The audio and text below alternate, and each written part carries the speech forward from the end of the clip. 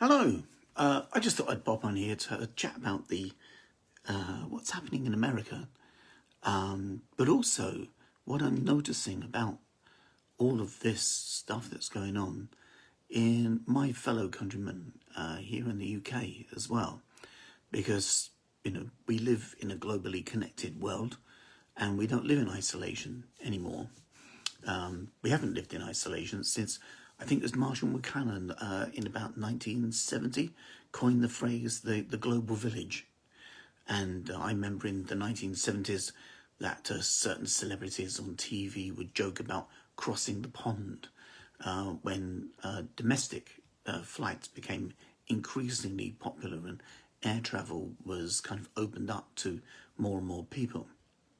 So whereas, in history, moving around the world was something that one would rarely do. Now, of course, it's something that a lot of people do. And so we're used to connectivity. Now it's instant. And that means that some of the things that take place in one corner of the world have their ramifications around the rest of it. There are a few things that I kind of just want to chat about in terms of what's been happening in the capital of America today, but from a psychological kind of perspective, right? Now, I know that a lot of people might think, oh my God, these are thugs, and that's all they are. They are just kind of, low IQ thugs. And that would be kind of one way of looking at them and reading the situation. But you find quite often in human interactive situations that there's more than one way of reading something, right? Which is part of how come all this comes about in the first place. Essentially, all of your cognition is encased inside your body, not just inside your skull. You've got neurons all over your skin, right? Nerve endings are neurons, right? That means that nerve endings are parts of your brain. Messaging systems that go to your brain. But we also have lots of neurons all throughout our body organs as well. The heart has a lot of neurons. The spine has a lot of neurons in it. So does the stomach as well. In fact, the stomach has almost the same amount of quantity as neurons as your spine does. That's why when you get a gut feeling, that's part of your cognition too. But the majority of them are encased in here. But all of these neurons, the parts of our neurology that are concerned with comprehending things, do not have access to the outside world. They are fed information through the central nervous system. And so on a momentary basis, as we go through time, second by second by second, our brain is engaged in a phenomenon that one could be best described as the making of meaning. Right? There's a wonderful philosopher and poet called Tagore, who in a book called Stray Birds, you quoted the line, we read the world wrong and we say that it deceives us. Isn't that a brilliant line? We read the world wrong and we say that it deceives us. Or as Epictetus said 2,000 years ago, we are not troubled by things, but rather by the opinions we have of things. Now, I've been posting on Facebook since about 2009 little warnings to my fellow countrymen at how specifically the Tory party are using hypnotic language to be able to be more persuasive to people and to nudge people in certain directions. Right? One of the examples of this that I think is most pertinent is their use of the word right. If you think of the word right is an ambiguity. Now, when we encounter an ambiguity, either in writing or in speech, our conscious mind reviews the ambiguity, selects one of the ambiguous meanings, and then goes along that thought train for the meaning selected. However, your unconscious processes all of the meanings in an ambiguity. So, often ask people, what's the opposite of the word right? They say wrong. Okay. What's another opposite of the word right?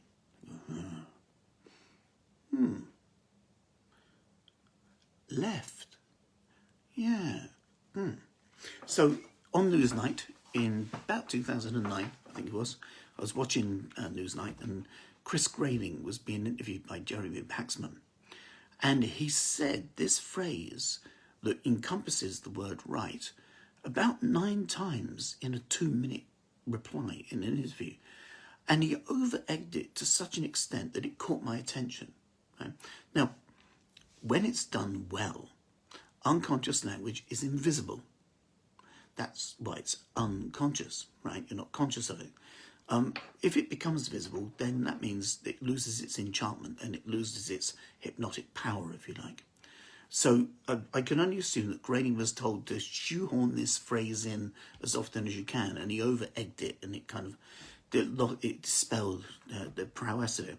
But he was talking, and it sounded something like this. Well, of course, we want to do the right thing by the right people who want to pay their taxes and do the right thing. And we want to do the right thing for the people who pay their taxes and do the right thing for the people who want to do the right thing.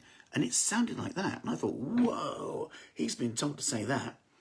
So I watched Prime Minister's Questions the next Wednesday when David Cameron was still, opposition leader then against Gordon Brown. And he had his little book, and he said, well, the Tory party want to do the right thing by the people who work hard and pay their taxes. Rah, rah, rah, and the whole kind of chamber erupted in a guffawing kind of thing, all the people behind him.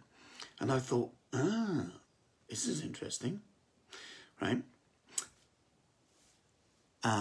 After once the coalition had happened, and then Ed Miliband became leader of the opposition on the Labour side, he also started using this phrase. He stood up in the Houses of Parliament and said something quite bizarre. He said, and the Labour Party want to do the right thing. And I'm thinking, no, you idiot. You want to do the left thing. Do the left thing, not the right thing. When you go into a ballot box and you're going to vote, you can vote for the left, you can vote for the right. You can vote for what's wrong. You can vote for what's correct. But by entwining linguistically, by entwining the notion of rightness with correctness and leftness with wrongness, that kind of nudges people in a certain direction. It doesn't push anybody. It doesn't force anybody. It doesn't kind of, shoehorn you into a particular niche way of thinking, but it encourages it, right? Now, there's another thing. This kind of language, these sort of dexterous things, I've been kind of writing on Facebook about ever since, right?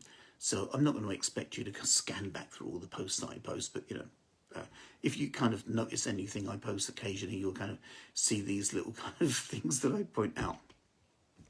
There's another thing that could be quite an important thing in understanding some of what's behind what's been happening today in America.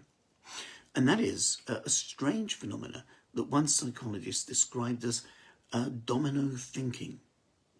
And she was talking about a particular crime that had taken place in Britain I think the early 2000s.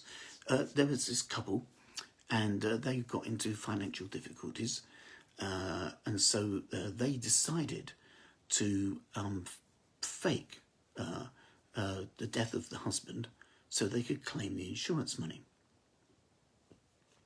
And to make this kind of watertight and work, they built this kind of false cupboard in the house, so he could kind of live in the cupboard whenever anybody came round. But it also meant that they had to not tell any members of their family, because, love and scandal are the best sweeteners of tea, right? And if you want someone to know something, tell someone else and tell them they shouldn't pass it on, and it will go round. Generally, unless someone is a very high moral standing and their word is their bond. There are some people like that, but not everyone is like that. So, in the formulation of their plan, they had to go, right, we're in a financial jam. Can we get some money by writing the screenplay of a an Oscar-winning film? No, right, discount that one. And once they've gone through legitimate ways of earning money and finding that none of them are as fast as they need, then that leaves the only thing they can do then is an illegal way of earning money. Can they rob a bank? No, too risky. Can they steal some things? No, they don't know what they're doing. But they can do something about what they've got to hand, which is their insurance. So let's do that. Okay, shall we tell our friends? No. And then the brain goes kind of through a doorway, if you think of it like that. So we tell our friends? No. They're into that zone. So if we're not going to tell our friends, shall we tell, our broader family? No. Shall we tell our children? No. Shall we tell our parents? No. And with each decision, they go down like a narrower corridor that has less and less or fewer and fewer choices. Right? And that's how sometimes a person can kind of end up going down niche pathways of thought without having any recourse to other viewpoints or other notions or ideas. Now, marketing people grab hold of this kind of way that the brain can work sometimes.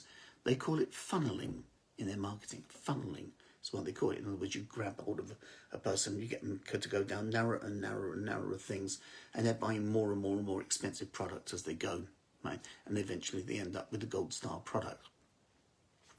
So now, if marketing people can employ this, then people with various nefarious tendencies can employ this as well.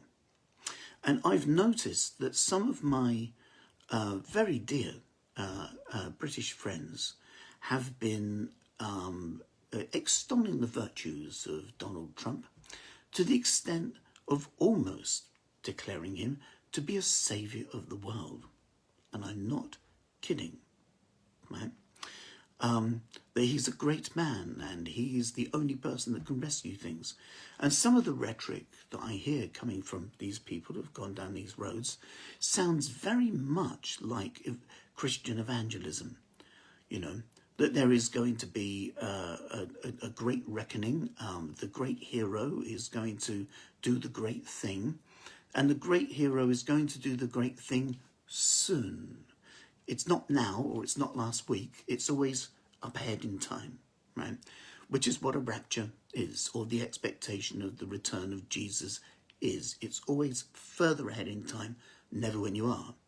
So, there's going to be a great thing happening in 2012 with Maya in Canada. You get to that point, nothing happens, and then people say, oh, well, no, that's just the beginning part of it. It'll actually be in 2036. And then you'll find out that in 2036, there's another thing that says, oh, the great reckoning happens after you're dead. So you never get to see it. So therefore, you can't disprove it. Because if something is expected to happen 10 minutes from now, that means 11 minutes from now, you can assess it. But if something is like chasing a rainbow, if it always moves further away, then you can never find out what it's made of. And so therefore, you can't evaluate it. And so it always remains the magical thing. Right.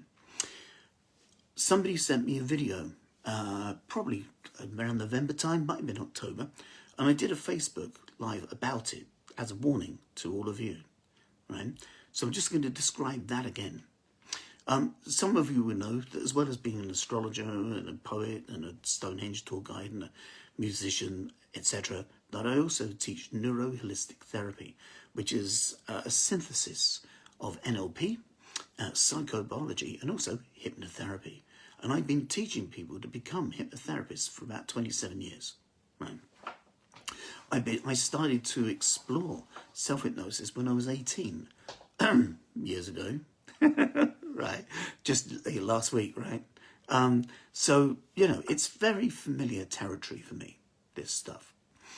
And this video, I get a lot of videos put into my messenger, from different people. And quite often I don't watch them unless there's some kind of dialogue around it, because it's just, I don't know, somebody just shares things without a kind of a nice message, and I kind of find that a bit rude, so I never look. And I'm busy. But somebody sent me this video thing with a message saying, could you have a look at this and let me know what you think? So, okay, right. So they want me to kind of critique it or have a look at it, give them an opinion. So I had a look at this video, and it began with a lady who was middle-aged, nicely groomed, kind of middle-aged lady, wearing with a slight hippie-ish look, but a tidy, clean hippie look, sort of thing. Okay. And she spoke with a kind of a rounding kind of tone of voice. So this isn't just a voice to talk to you. This is a persuasive voice to speak to you. And she said, I have received a message from the Galactic Federation. The Galactic Federation, no less. Because the title of this video was, Donald Trump is a light worker. Now, light worker is a phrase that's commonly used in the New Age community or spiritual communities that describes a person who is, on planet Earth with a particular pathway to spread light, to cast away shadows, to illuminate and spread enlightenment, and to heal as well. And I thought, well, okay, if Donald Trump is a light worker, maybe that's in the same vein as Attila the Hun or, Genghis Khan. Because in a way, you could say that one definition of a light worker is a soul from which we learn things. And of course, we learn things from every soul, don't we? Every life form you encounter, you learn something. Whether that's a bird in a tree or even the tree itself. Yeah, you learn from a worm. You learn from seeing a slug go across the floor. You look at the wiggly trail. That tells you something. You learn about wiggly trails, right? You learn something from every human being you encounter, including your encounters with yourself. So we're all light workers in that respect. Okay, so then this lady says she's had this message from this Galactic Federation, whoever they are. I thought they were from Star Trek, but anyway, she seems to be kind of convinced that she isn't in a science fiction.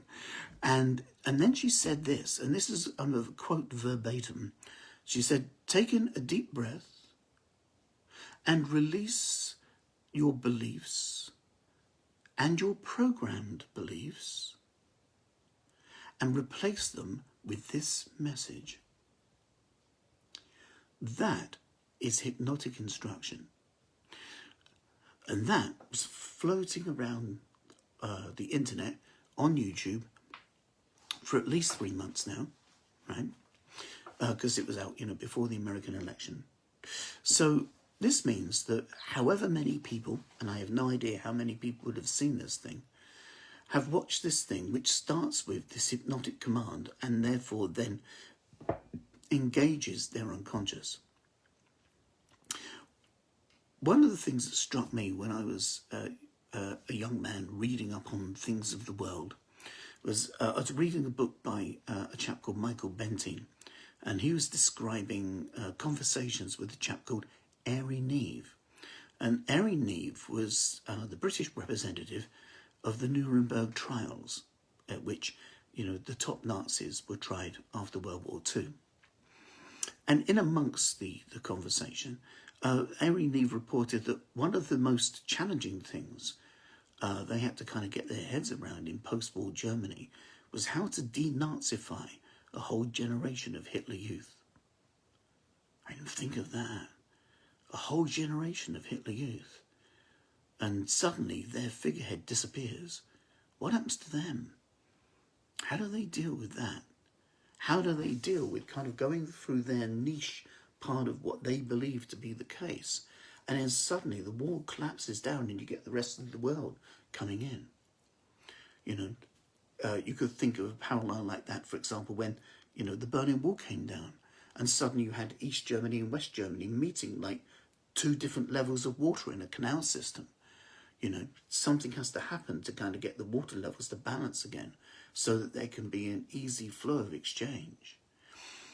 If a person has a particular model or lensing of the world, and all of a sudden they're faced with evidence that's overwhelming that their model of the world is incorrect or inaccurate in some way, One reaction is to go into denial and say that this new information is incorrect and therefore I can't take it on board and therefore my model of the world is saved.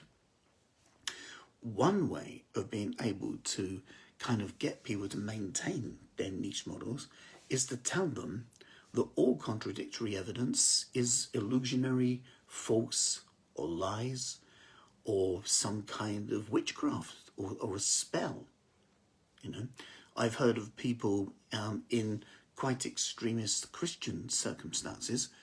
One person told me many years ago that he was told that if you are ever in a conversation with a witch and they start to make sense, it's because they put a spell on you. And therefore that means then that the person is inoculated against that and they can't kind of be seduced into a different way of thinking. So a lot of different religions, philosophies, political ideologies, cults, essentially, have ways of being able to kind of make sure that their members stay and don't go anywhere else. I've got footage that I show my students of a guy who used to be a recruiter for the Moonies and is now a hypnotherapist and decults people. And he says essentially, you know, cults use, they install phobias. So whereas the hypnotherapist might, you know, resolve a phobia for a person, in cults they put them in, right? And so there are all kinds of things like if you leave our organisation, you will get AIDS, or if you leave our organisation, you'll become an alcoholic, or if you leave our organisation, something terrible will happen to a member of your family. You know, there are all kinds of different ones that are used, but essentially entraps a person psychologically, and it's like a prison without bars. So when a person has domino thinking and they find themselves going through niche and tiny little avenues of thought, losing sight of or losing track of alternative ideas. Like a lot of people have been saying to me over the past year or so that they've been doing a lot of research. Now, if you do a university degree and you do a module on research methods, you'll find that there is a variety of research methods, and part of that process of critical thinking is to have your counter voice and to present the counter voice as bona fide, right? A lot of the people I know that have been doing what they call research essentially have just been watching YouTube videos. Now, YouTube videos can be made by all sorts of people, right? If I was the member of a criminal organisation and I could see what was slewing around on the internet, I'd feed all kinds of stuff into them. Because if you can get a population to become distrustful of government, if you can get a population to become distrustful of media and reporters, if you can get a population to become mistrustful of the police, then that means that you can kind of nudge people into chaos more easily. And where there is chaos, then crime wins, right? You know, we all think war is a terrible thing. Not for everybody. No, for gangsters, spivs, charlatans, rapists, psychopaths, they thrive in warfare, right? So chaos isn't necessarily a bad thing for everybody, and some people like chaos because they can thrive in that sort of state. There are other people who might have very good or powerful reasons for wanting the West to fall into chaos. You can think of certain political regions in the earth that might not necessarily like Western democracy. You might think of certain religiosities that might like to enjoy promoting chaos and dissent within Western thinking, Western minds. You know, you can kind of poison the water, you can do that. You can, you can kind of plant a bomb on a train, but you can destabilize democracy with ideas. And especially with ideas that seem plausible, you know. So if you have money, and even if you own a state, then you have access to TV stations, so you can make kind of videos that look reasonable, plausible, well-produced, polished kind of things, throw those up on YouTube. You can do handheld cheeky camera handheld cheeky camera, look for authentic. This will be persuasive. There are psychopaths as well. Psychopaths have access to the internet. They can put stuff up, because they're mad. But also, so can people who are kind of spaced out on drugs. They can put stuff up. And disgruntled teenagers. Some disgruntled teenager somewhere who's having a hard time with their parents, goes upstairs, gets on the internet, and within half an hour, their dad's, cricket club is suddenly the epicenter of an international crime ring. Right? Because they were annoyed. So with all the stuff, and people who just like doing wind-ups, right? Belligerent people who are bored, they're in lockdown, they just kind of tell people that green golf balls are dragon's eggs. That's it. And the pink golf balls are unicorn eggs. Oh, look, that one fell for it. To put another one up. In the melange of all this stuff, there are people who have been kind of taken on board some very powerful ideas. And because they have an emotional, investment into the maintenance of these ideas, suddenly becoming confronted with things that go against their ideas mean that it's like them kind of two trains buffeting up against each other, right? And that means that something is going to kind of snap, which we kind of saw a little bit of today. That I don't know who's been killed. I haven't got that information. But someone lost their life in this today. And what's that about? What is it when people who are upholding the law want to kind of, do such a thing and cause the end of someone's life? Is it worth that? Is it? So you might think, so they must be thugs, they must be terrible. Or they're people who have been conditioned. Now, an easy kind of example to think of the powerful reactions of a conditioned person is, just think, you might have seen someone in your life who owns a little box, and the little box has writing on it that says, "This will kill you." And then they take the contents out of the box, set light to it, and they stick it in their face. For an organism that's 80% water to voluntarily go near fire and then breathe it in repeatedly, in such a powerful, intense way that it would choose to spend money on the smoking more than or before it would choose to buy food. When you look at a human being who has a chemical inside their body and they're in an addictive space, and you remove their favoured chemical, and you watch the reaction that comes out of it, it's very, very powerful indeed. Right?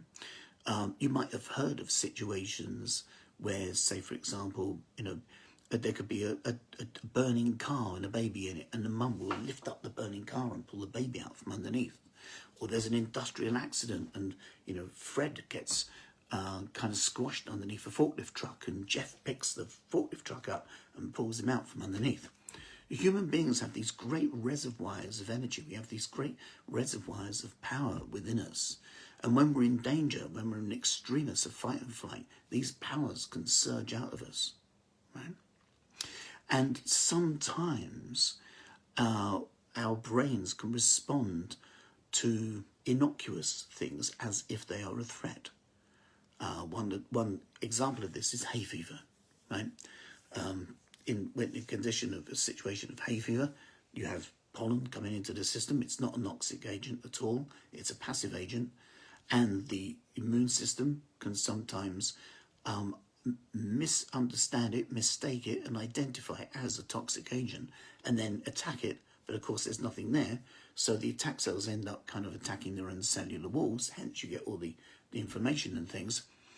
If it was the pollen causing it, everyone would have it. But because some people do, some people don't, it lets you know that it's the immune system and the way that it's working. So it's possible, if the body can do it, that the mind can do the same. Sometimes we can mark out something that's a threat when it isn't one, and then when we encounter it, react as if that's the case. So I think there's a variety of things going on inside the minds of the people that have been kind of attacking the White House. I don't necessarily think that they wanted to kind of kill America as such. I think in their own way of thinking, they're trying to protect it in their own way. You know, if you could interview them, they would kind of say, you know, well, we were told to do this by the president, and so therefore this is what we've done. You know, and of course it becomes more kind of domino thinking. So that at the bottom of the steps, what should we do? Or someone gets onto a step, he's got on a step, I'll get on a step. Now they've gone up 3 steps, now they've gone up 6 steps. Someone's knocking on the door, someone's going in through the door. And each thing becomes more kind of exaggerated and extreme as it goes on. You know, leading into, getting into the central chamber, and then suddenly finding that all you can do is mill about, because there actually isn't anything to do. You know, it's not quite the same as the, you know, the charging of the Bastille, or, you know, the trashing of Versailles. But symbolically, I think for a lot of American people, it could represent something like that. You know, the mob has got into the heart of power, and that's completely counter to what is considered to be the American way, the way of law, the way of democracy, the way of rationale, rather than just prime instinct. You know, there's a book by a chap called Elias called The Civilizing Process, and it has chapters on things like spitting. You know, all mammals create saliva, but we have rules in societies, some societies, where it's inappropriate to release the saliva from your mouth just as it accrues. You know, and so we as human beings are an adapted creature. We're not just a biological organism, we're an adapted organism. And the first adaptation, of course, is potty training, when instead of just, you know, being a bag of goo, we are now a bag of goo only in a specific context, you know. And so that's an adaptation we make to society. And so all of the things we do, you know, when we, you know, behave well, we open the door for someone, we say thank you and please.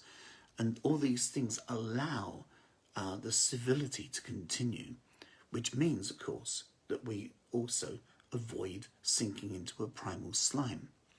So when we see people kind of express outrage in such a way as today, it is a frightening and scary thing, because all of us have that kind of primal possibility kind of hidden away within us. You know, usually it's in the background and we have civility in the foreground.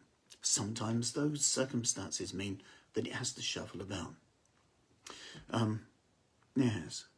So I wouldn't necessarily condemn the people who've kind of gone into the Capitol Hill today as being just purely kind of thick scum, or you know, savages, anti-American, whatever. I think a lot of them have been, you know, quite wrongly in my opinion, but a lot of them I think have been seduced, and essentially kind of sort of semi-hypnotized into believing all kinds of wild things, and they are responding as if those wild things are true.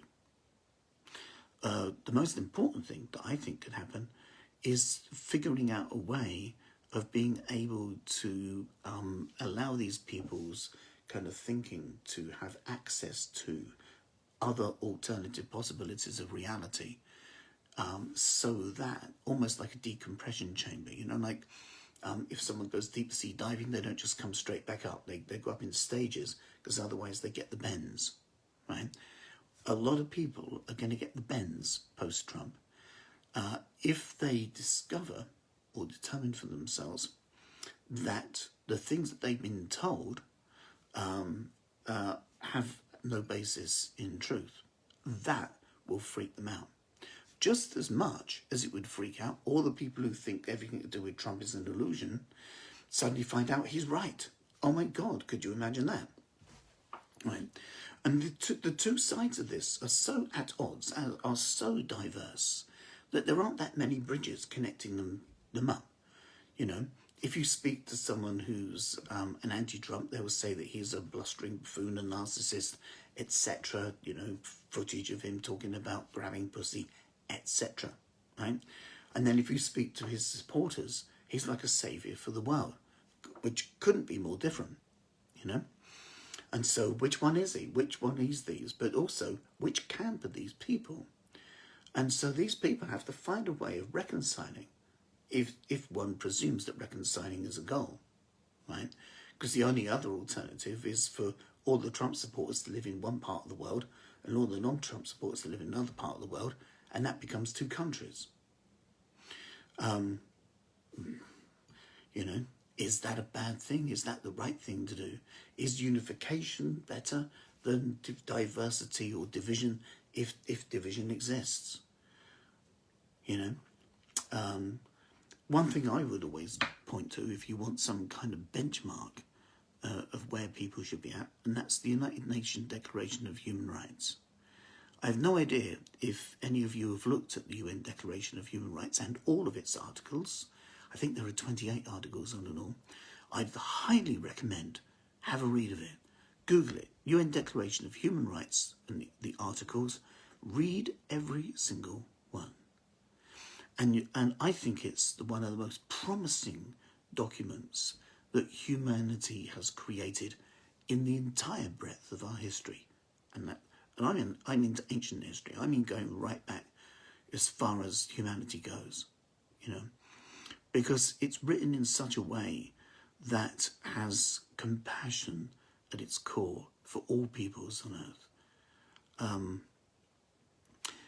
And I would always kind of hope that different countries, different civilizations, as they rise and fall, as empires rise and fall, would use this UN Declaration of Human Rights as its basic benchmark, you know, its foundation, its bottom line.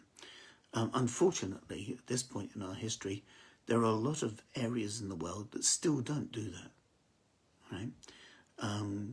But it's a really nice aspiration.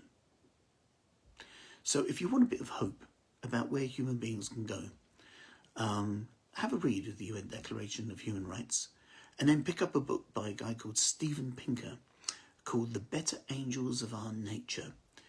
And The Better Angels of Our Nature is a book that's well researched by a Harvard psychology professor on how over the last 1,000-odd years all human societies have become increasingly intolerant of violence. That doesn't mean violence doesn't happen, but it means as a totality, societies are becoming increasingly intolerant of it.